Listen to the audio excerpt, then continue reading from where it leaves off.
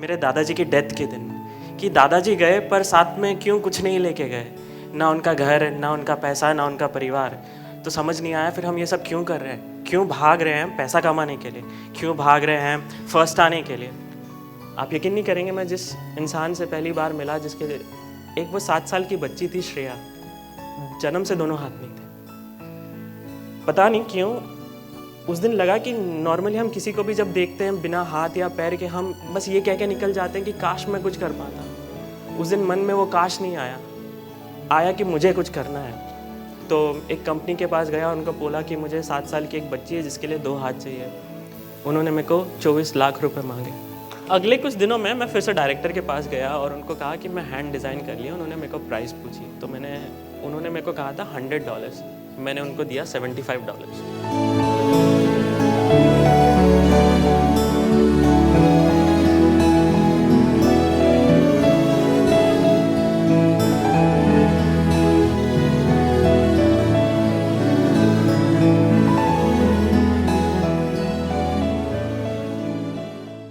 बचपन से ही काफ़ी सवाल पूछने की आदत थी। ये क्या है, ये क्यों है और ये किस लिए है।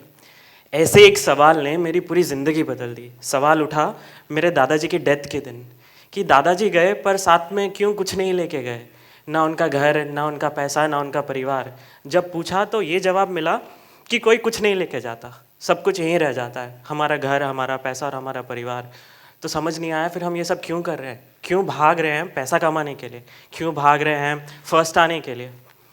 जवाब तो कभी मिला नहीं, पर ये बहुत छोटी सी उम्र में ये बात मन में बैठ गई। अब लाइफ में क्या करना था इसका कोई आइडिया नहीं था, और जब इंडिया में आपको पता ही ना हो कि आपको करना क्या है, तो आप वेल डिज़र्व हो जाते इंजीनियरिंग करने के लिए। तो मेरे साथ भी कुछ ऐसा ही हुआ। पेरेंट्स ने इंजीनियरिंग कॉलेज में एडमिशन दिला दिया। अब ये इंजीनियरिंग का एक किस्सा सुनाता हूँ। सेकेंड ईयर में एक बार मैं प्रोजेक्ट एग्जीबिशन में गया और अपने सीनियर्स से पूछा, आपने ये प्रोजेक्ट कैसे बनाया। उन्होंने कहा पता नहीं मतलब हम लोग खरीद के लाए और आप भी यही करोगे आपके फाइनल ईयर में, जिसके लिए मैं कभी रेडी नहीं था। तो सेकेंड ईयर में एक लैब खोली, क्रियोसिटी लैब। क्वेश्चंस पूछने की ज़्यादा आदत थी तो उसका नाम भी क्रियोसिटी लैब रखा। तो इस लैब में हम हमारे जूनियर्स को और हमारे सीनियर्स को ये सिखाते थे कि प्रोजेक्ट कैसे बनाते थे। पर धीरे धीरे ये इंजीनियरिंग की दुनिया मेरे एक्सपेक्टेशन से काफ़ी उल्टी होने लगी थी। पहले लगता था कि इंजीनियरिंग में आविष्कार होता होगा, पर ना वहाँ आविष्कार था, ना आविष्कार की बातें थी। बात थी तो 40 नंबर कैसे लाएं, एग्ज़ाम कैसे पास करें और जॉब कैसे मिलेगी, बस। पता नहीं क्यों ऐसा लगा कि शायद इससे मुझे फ्रस्ट्रेशन होने लगी और सोचा कि शायद अब मैं कॉलेज को कंटिन्यू नहीं कर पाऊंगा और मुझे छोड़ देना चाहिए। अब छोड़ने के बाद क्या करूंगा।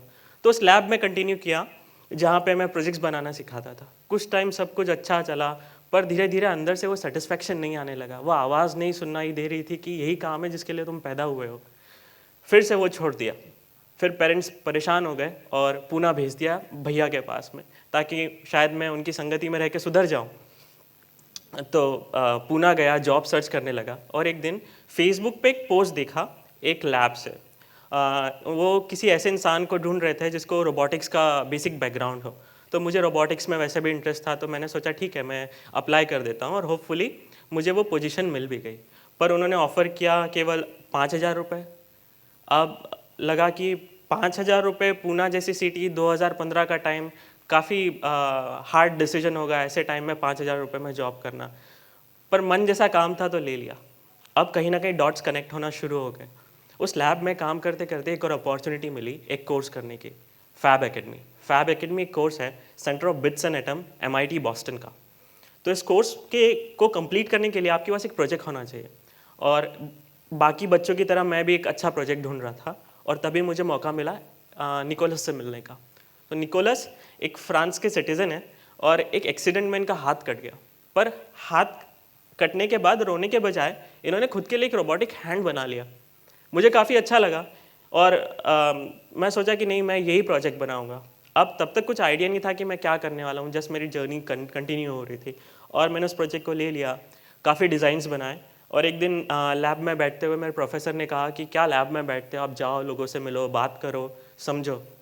और जब मैं पहली बार बाहर निकला लैब के, आप यकीन नहीं करेंगे, मैं जिस इंसान से पहली बार मिला, जिसके एक वो 7 साल की बच्ची थी श्रेया, जन्म से दोनों हाथ नहीं थे।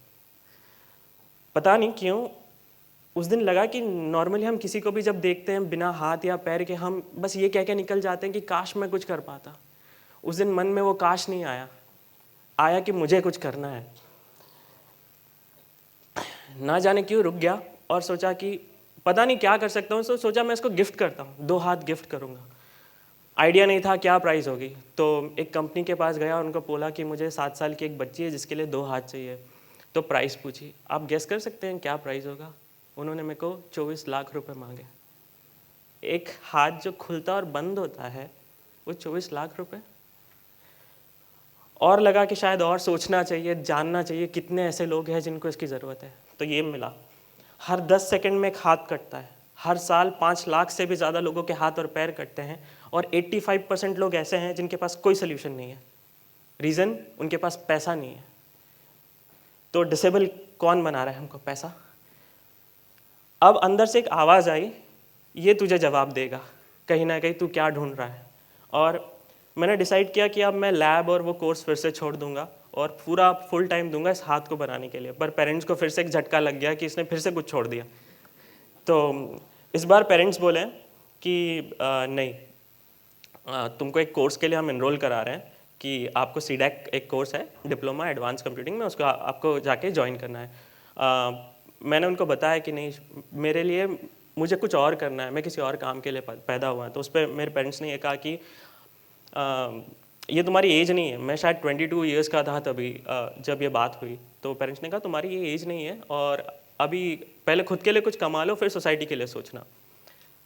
हम एक typical middle class Indian family की अगर बात करें, जहाँ पे हमको ये सिखाया जाता है कि जितनी चद्दर है उतने ही पैर फैलाओ। कभी कभी लगता है काश हम हमारे बच्चों को ये सिखाएं कि कोई चद्दर ही नहीं है, खुल के सो और फैल के जियो, लाइफ कुछ और होगी। तो पेरेंट्स मानने वाले तो नहीं थे, तो उन्होंने मुझे कराड़, एक जगह है पुणे के पास में, वहाँ भेज दिया उस कोर्स के लिए। मैंने कभी कोई क्लास अटेंड ही नहीं की, जो उनको पता ही नहीं है कभी। और मैं अपने हॉस्टल में बैठा रहता था और उस हाथ को डिज़ाइन करता था। अब ज़्यादा पैसे तो नहीं थे पास में उस हाथ को ज़्यादा लोगों तक पहुंचाने के लिए। तो एक क्राउड फंडिंग नाम का कैंपेन शुरू था, तो उसके बारे में पता पड़ा कि आप इस पर आपका प्रोजेक्ट डालो, लोग पैसा देते हैं और आप आपके प्रोजेक्ट को डेवलप कर सकते हैं। तो मैंने भी डाल दिया। पैसे तो मिले नहीं, पर जयपुर के एक NGO ने उस प्रोजेक्ट को देख लिया और मुझे कॉल आया कि आप क्या जयपुर आके हमको बता सकते हैं आपने क्या बनाया। मैं जयपुर गया, अपने प्रोजेक्ट को दिखाया और 3 घंटे की मीटिंग में उन्होंने मुझे एक फ़ंड दे दिया कि आप जाओ और 7 हाथ बना के वापस लाओ और हमको दिखाओ। अब मैं बहुत खुश था कि मुझे पैसा तो मिल गया, पर अगर मैं फिर से ये कोर्स छोड़ता हूँ तो मेरे पेरेंट्स इस बार पागल हो जाएंगे। तो क्या किया, जो चेक मिला उसका फ़ोटो निकाला और अपने पेरेंट्स को भेजा, ये लिख के कि मैं जानता हूँ मैं फिर से आपको अपसेट कर रहा हूँ, कुछ वो छोड़ के जो आप चाहते हैं मैं कंप्लीट करूँ, पर मैं आपको अपसेट कर सकता हूँ, लाइफ टाइम ब्लेम नहीं करना चाहता कि आज मैं खुश नहीं हूँ क्योंकि आपकी वजह से। तो उस पर मेरे पेरेंट्स का ये रिप्लाई आया कि अब से आपकी लाइफ में जो भी होता है उसके लिए आप रिस्पॉन्सिबल हो, जिसके लिए वो करेक्ट भी थे। अब मेरी एक सेकंड जर्नी चालू हो गई। मैंने अपना पूरा सामान उठाया और मैं जयपुर चला गया। ज़्यादा पैसे नहीं थे तो बहुत आउटस्कर्ट में एक रूम रेंट पे लिया। हर दिन ऑलमोस्ट 10 किलोमीटर पैदल चलना पड़ता था ताकि मैं अपने बस का फेयर बचा सकूं। उसके बाद मैं हर दिन मैं उस NGO में जाता था और अलग अलग डिज़ाइंस बना के दिखाए। 1 लाख से 80,000, 70,000, 40,000, 50,000 हर प्राइस पे लेके आया। पर हर बार वो कहते थे डायरेक्टर कि नहीं, हम अफोर्ड नहीं कर सकते, हम एक तो NGO है, हमारे लिए इतना महंगा हाथ पॉसिबल नहीं। 5 महीने निकल चुके थे। अब मेरे पास इतने ही पैसे बचे थे कि अगर मैं 2 वक्त का खाना खाता हूँ तो मैं अपने रूम का रेंट नहीं दे सकता। तो अब डिसीजन लेना था, या तो मैं खुद को ये बोलूँ कि मैं फ़ेल हो गया, या तो फिर मैं कुछ और करूँ। तो डिसाइड किया कि मैं डायरेक्टर से जाके पूछता हूँ कि आप कितना अफोर्ड कर सकते हैं। तो उन्होंने कहा $100, जो कि पॉसिबल ही नहीं था। पर मेरे पास कोई और ऑप्शन भी नहीं था कि मैं पीछे जाकर अपने फादर को जाके ये कहूँ कि मैं फ़ेल हो गया। तो डिसाइड किया ठीक है, मैं वो चैलेंज लेता हूँ। अब मैंने अपने अंदर के उस इंजीनियर को बाहर रख दिया और एक बच्चे की तरह सोचा जिसको ये काम दिया हो तो वो कैसे करता, और मैं पूरा डिफरेंट अप्रोच से गया। एक मिडिल क्लास फैमिली के बच्चे को अगर ये काम दिया जाए, और तो हमको आदत है how to do more when you have less. हमारे पास कम होने के टाइम हम ज़्यादा कैसे कर सके, हमको इंडियंस को बहुत अच्छी आदत है।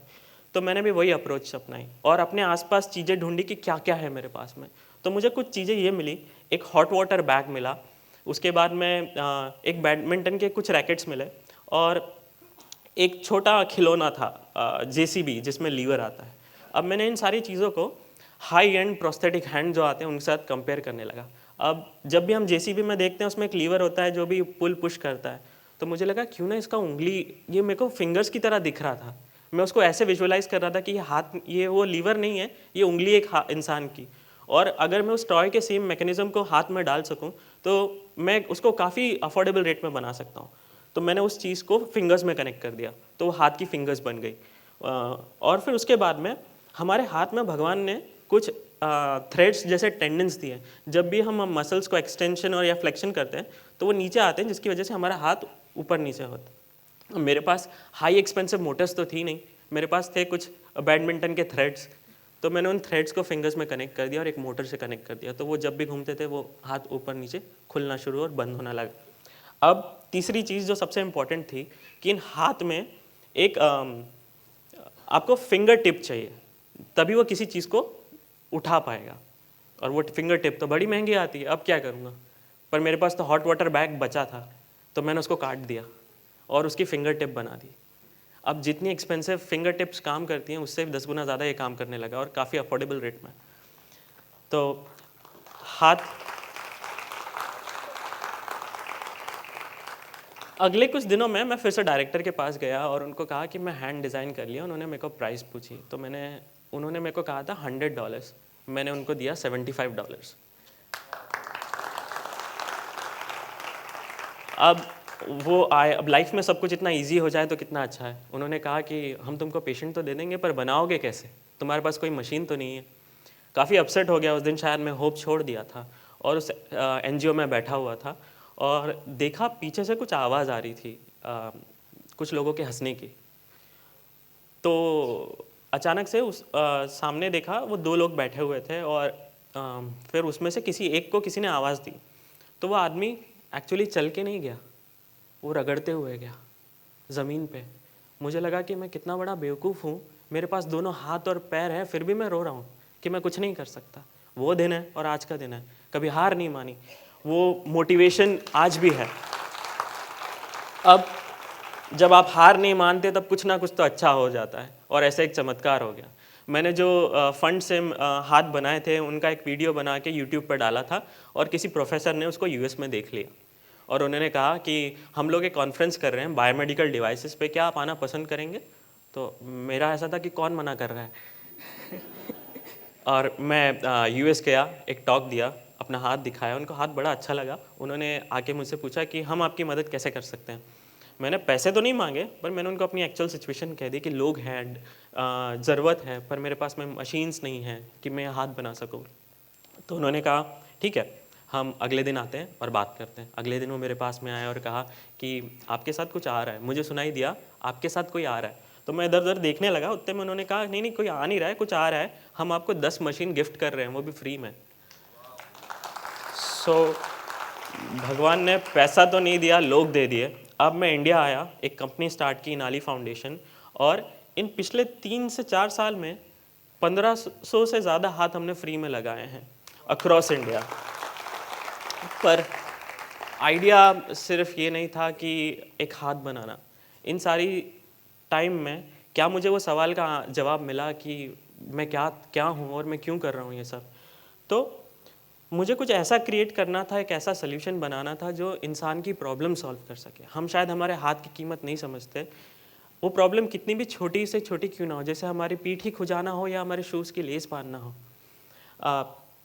तो एक ऐसा ही किस्सा याद आता है कि हम लोग हाथ लगाए एक लेडी को और उसके बाद वो रोने लगी। उसके बाद वो रोके बैठी हुई थी वहाँ पे, तो पता नहीं सबको अजीब लगने लगा कि शायद उनको हाथ पसंद नहीं आया। तो मैंने जाके पूछा क्या हुआ, आपको हाथ अच्छा नहीं लगा या क्या प्रॉब्लम है? उन्होंने जस्ट 2 सेकंड अपने हाथ की तरफ देखा और कहा रोते हुए, अब मैं मेरी बेटी के बाल बना सकती हूँ। शायद मुझे मेरा आंसर मिल गया। Life is all about giving back to the society, it's not taking. हम कुछ ले नहीं जा सकते, पर हम कुछ दे के जा सकते हैं। अब काफ़ी चिढ़ थी पहले से ही कि कभी कोई किसी को डिफरेंटली एबल्ड बोलता है तो ऐसा लगता था क्यों हम इनको सेपरेट करते हैं, क्यों ये नाम देते हैं, क्यों ये टर्म देते हैं, बहुत गुस्सा आता था। तो मेरे मेंटोर जो हैं उन्होंने मुझे ये कहा कि इस गुस्से को अपनी ताकत बना और उनको कुछ अलग बनाओ। तो अब हम सोचे कि इस डिफरेंटली एबल्ड टर्म को हम कैसे प्रूफ करें। क्या आपका हाथ 360 डिग्री में घुमा सकते हैं? नहीं, वो लोग घुमा सकते हैं। हमारा हाथ 360 एंगल में घूम सकता है। उनके हाथ में अगर आपको ड्रिल करना है तो आपको एक ड्रिल मशीन चाहिए, हमने उनके फिंगर्स में लगा दी, वो ड्रिल कर सकते हैं।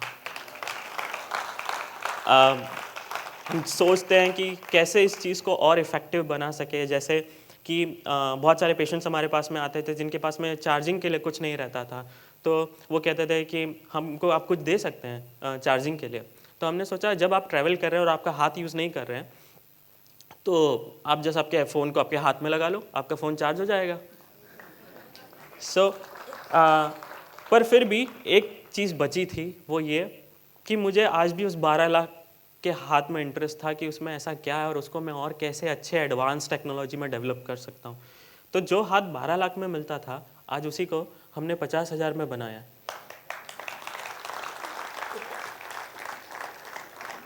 ये हाथ जब भी हम कुछ सोचते हैं काम करने के लिए तो हमारे ब्रेन से कुछ सिग्नल्स आते हैं। ये हाथ उस सिग्नल्स को लेता है और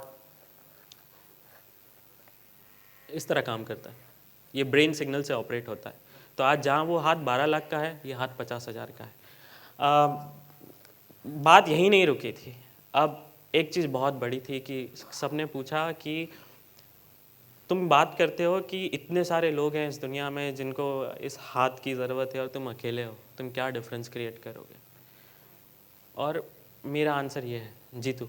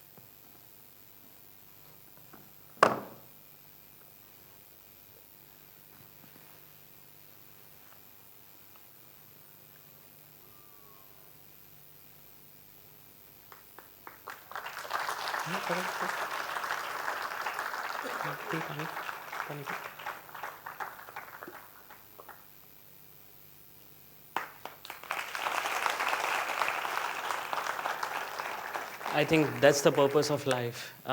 शायद हम किसी को वापस उसकी ज़िंदगी में फिर से खड़ा कर सकें।